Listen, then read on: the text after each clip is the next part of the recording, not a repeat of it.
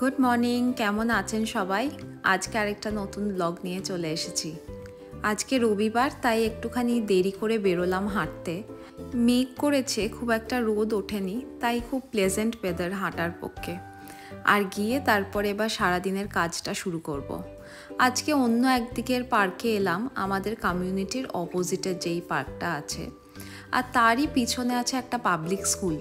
এখানে প্রত্যেকটা কমিউনিটিতেই কিছু গাইডলাইন্স থাকে, যেমন একটা স্কুল হতে হবে, একটা রিটায়ারমেন্ট হোম থাকতে হবে, পার্ক থাকতে হবে, খেলার জায়গা, একটু হাঁটার জায়গা, একটা ট্রেল, আর কিছু গ্রসারির দোকান বা একটা ডাক্তারখানা, সেরকম একটা কমার্শিয়াল কমপ্লেক্স থাকতে হবে। তাই প্রত্যেকটা কমিউনিটির কাছাকাছি একটা কমার্শিয়াল এরিয়া থাকে, যেখানে একটু ডাক্তারখানা, একটা গ্রসারি স্টোর, একটা হয়তো পিৎজা বা সাবওয়ে, এমনি কোনো একটা ফাস্ট ফুড সেন্টার, একটা ব্যাংক, এইগুলো থাকেই। তাই প্রত্যেকটাই রেসিডেন্সিয়াল এরিয়ার কাছাকাছি কিছু না কিছু থাকে। সিমিলারলি যেইগুলো কন্ডো হচ্ছে বা রেন্টেড অ্যাপার্টমেন্ট, তারও কাছাকাছি বা নিচে কিছু কিছু দোকান অমনি থাকতে হয়। আর প্রত্যেকেই বাড়ির কাছে স্কুল বা ডক্টরস ভিজিট, ফ্যামিলি ডক্টর বা গ্রসারি স্টোর, সেইগুলোই চেষ্টা করে অ্যাভেল করতে। তার সাথে থাকে একটা করে হয়তো কফি শপ। তাতে কি হয়, সবাই যে যার কাছের স্কুলটা বা কাছের পার্কটা অ্যাক্সেস করতে পারে। আর তার সাথে এখানে একটা করে কমিউনিটি সেন্টার থাকে, যেখানে হয়তো ড্রয়িং বা যে কোনো স্পেশাল টাইপের ক্লাস, যেমন পটারি বা এক্সারসাইজেস, সুইমিং, অ্যারোবিক্স, যোগা, সেইগুলো শেখানো হয়। সামারের অ্যাক্টিভিটিস আলাদা থাকে, উইন্টারের অ্যাক্টিভিটিস আলাদা থাকে। আর এইগুলোর খুব কম সিট থাকে। যেমন ধরুন, আপনি হয়তো পটারি শিখতে চান বা থিয়েটার করতে চান, তার জন্য হয়তো 20টা সিট। সেটার টাইম স্লট হয়তো একটা প্রি ডিফাইন্ড সময় দেওয়া থাকে, সেই সময় ওয়েবসাইটে গেলেই আপনি পাবেন। আর এই সিটগুলো এত তাড়াতাড়ি বুক হয়ে যায় যে ওই 5-10 মিনিটের মধ্যেই পুরো সিটটাই শেষ হয়ে যায়। আর তার সাথে থাকে একটা করে লাইব্রেরি। আমাদের ওখানে যেমন লাইব্রেরিতে শুধু হয়তো বই পড়া যায় বা একটা দুটো করে বই তোলা যায়, এখানকার সিস্টেমটা অনেকটা ডিফারেন্ট। এখানে খুব একটা তো বইয়ের দোকান থাকে না, তাই প্রত্যেকেই কমিউনিটি লাইব্রেরি বা স্কুলের লাইব্রেরির উপর ভরসা করে থাকে।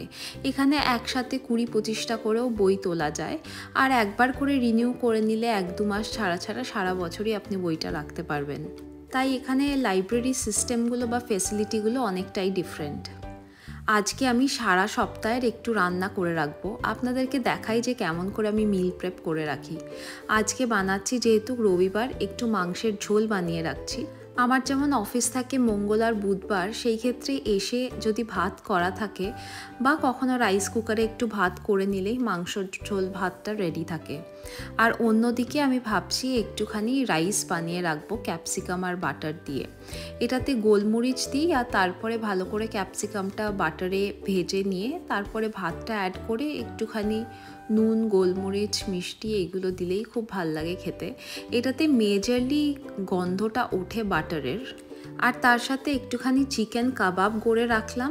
এটা যে কোনো কিছু দিয়ে খাওয়া যায়, বা যদি স্লাইডারের মধ্যে ঢুকিয়ে বা কোনো স্যান্ডউইচ হিসাবেও নিয়ে যাওয়া যায় অফিসে। তাই আমি এই কাবাবগুলো বেশ খানিকটা একসাথে বানিয়ে রাখি। আর আমি খাবো একটু বড়া পাও। এইখানে পাওটাও আমার অলরেডি কেনা ছিল, আর ভিতরের যে মশলাটা, সেই ফিলিংটা করে রেখেছিলাম। আর চাটনিগুলো আমি সবসময় করেই রাখি, তাই আমি ডিনারে ভাবলাম একটু বড়া পাও খাই। আর অন্যদিকে আমি বানাচ্ছি একটুখানি চিকেনের মশলা। এটা দিয়ে করে রাখবো চিকেন ভর্তা। জেনারেলি যেই দিন ভাত খেতে ইচ্ছা করে না, সেদিনকে রুটি বা পরোটা দিয়ে চিকেন ভর্তাটা খেতে খুব ভাল লাগে।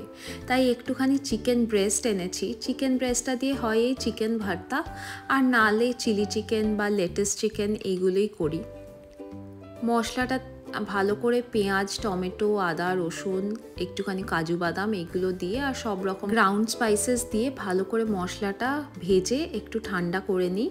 তারপর আমি একটু দুধ দিয়ে ওটাকে ভালো করে মিক্স করে নিয়ে, তারপরে আর কিছুই না, ওই মিক্সচারটা যেটা গ্রাইন্ড করলাম আর তার সাথে এই সেদ্ধ করা চিকেনের স্টকটা দিয়ে ভালো করে একটু ফুটিয়ে নিই। আর এটা অপশনাল, লাস্টে আপনি কাসুরি মেথি, ধনেপাতা, বয়েলড ডিম যদি থাকে সেটা গ্রেট করে দিতে পারেন, ইচ্ছা হলে ক্রিমও দিতে পারেন। তো এইগুলো পুরোটাই অপশনাল, যেটা যেটা ইচ্ছা দেওয়া যায়। তো এটাও আমি করে রাখি, আর নাহলে আমি একটা চিলি চিকেন মতন কিছু করে রাখি। তাহলে দুদিন, যেই দিন অফিসগুলো যাই সেই দিনগুলো খুব ইজি হয়।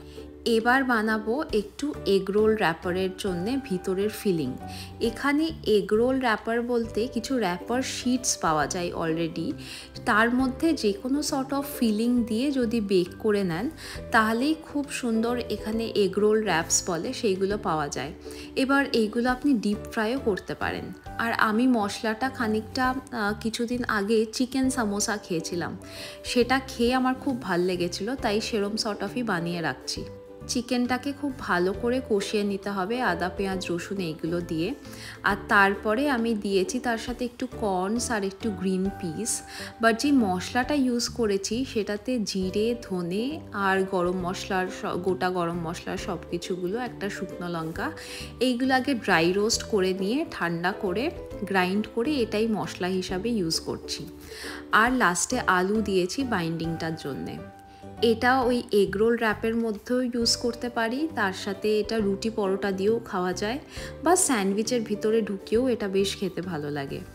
অরিজিনালি কিন্তু এগ রোল র্যাপে জেনারেলি বিট গাজর তার সাথে বাঁধাকপি এইগুলো খুব পাতলা পাতলা করে কেটে নুন গোলমরিচ দিয়ে বা লেটাসও আপনি দিতে পারেন, বিভিন্ন টাইপের সবজি দিয়ে আর তার সাথে যে কোনো সর্ট অফ মাছ মাংস ডিমের ফিলিং দিয়ে আপনি যদি ফ্রাই করেন, এখানে লোকজন সেভাবে খায়।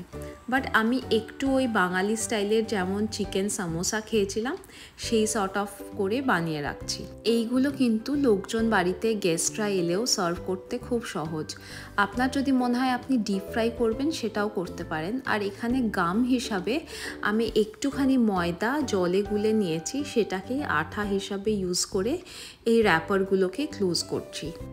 আমি বেশ অনেকগুলোই একসাথে গড়ে তারপরে ডিপ ফ্রিজারে সেভ করে রেখে দেবো। একটা বক্সের মধ্যে বেকিং শিট দিয়ে যদি এইগুলো একসাথে গড়ে রেখে দেওয়া যায় তাহলে এগুলো 6 মাস অবধিও খুব ভালো থাকে। এখানে যেহেতু খুব একটা কাছাকাছি এমনি ভাজাভুজির দোকান বা চপ সিঙ্গারার দোকান থাকে না, তাই এই সর্ট অফ জিনিসপত্র বা ফিশ ফ্রাই বা চিকেন কাটলেট চিকেন নাগেটস সবাই ঘরেই এমনি বানিয়ে রাখে। এই দেখুন, এই পেস্ট্রি শিটটা আমি কিনেছি, এটা দিয়ে আপনি সিঙ্গারাও বানাতে পারবেন। আর এটা যে কোনো গ্রসারি স্টোরেই পাওয়া যায়। তাই উইকেন্ডে হয় এইগুলো, নালে পেস্ট্রি পাফ পেস্ট্রি বা কখনো চিকেন মোমো ভেজ মোমো, এইগুলো আমি বানিয়ে অনেকটা একসাথে রেখে দিই। প্রচুর রান্নাবান্না হলো, এবার একটুখানি গেলাম কফি খেতে। আজকে কফি শপটায় অনেকক্ষণই বসেছিলাম, তারপরে একটুখানি কাজ টাজ করে এখন বাড়ি ফিরলাম। আজকে খুব একটা আর লাঞ্চ করতে ইচ্ছা করলো না, তাই জন্যে আজকে খেলাম একটুখানি পাস্তা।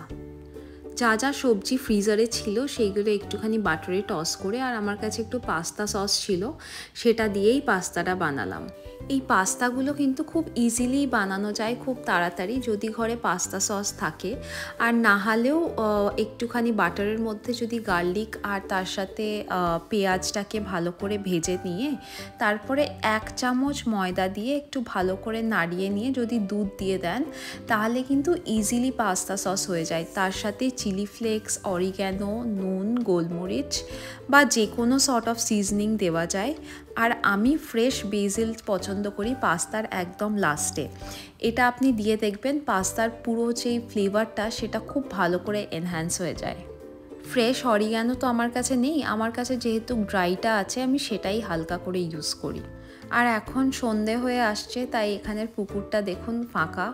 আর আপনাদেরকে দেখাতাম যেখানে প্রচুর পাখি এসে বসে, এখানে একটা গাছ আছে, সেখানে পাখির খাবার দেওয়া হয়, তাই ঠিক তার নিচেই এই পাখিগুলো এসে বসে। আর ওই গাছটার নিচে সব কটা হাঁস একসাথে দেখি বসে থাকে। আর তারপরে ওরা এই রাস্তাটা দিয়েই পারাপার করে। একটুখানি পার্কে হেঁটে এলে মনটা বেশ ফ্রেশ লাগে। এখন এসে দেখছি বাইরে এই আইসক্রিমের গাড়িটা এসছে। এখানে সামারে প্রায়শই দেখি যে রোজ এই আইসক্রিমের গাড়িগুলো প্রত্যেকটা কমিউনিটিতে আসে। আর আজকে রাতে ভাবলাম একটুখানি পরোটা খাই, তাই জন্য ওই যে পুরটা বানালাম সেটা দিয়েই পরোটা খেলাম। আর বন্ধুরা ইন্ডিয়া থেকে ফিরেছে বলে এই মিষ্টিগুলো এনেছে, আর তার সাথে একটুখানি শসা কেটে নিলাম।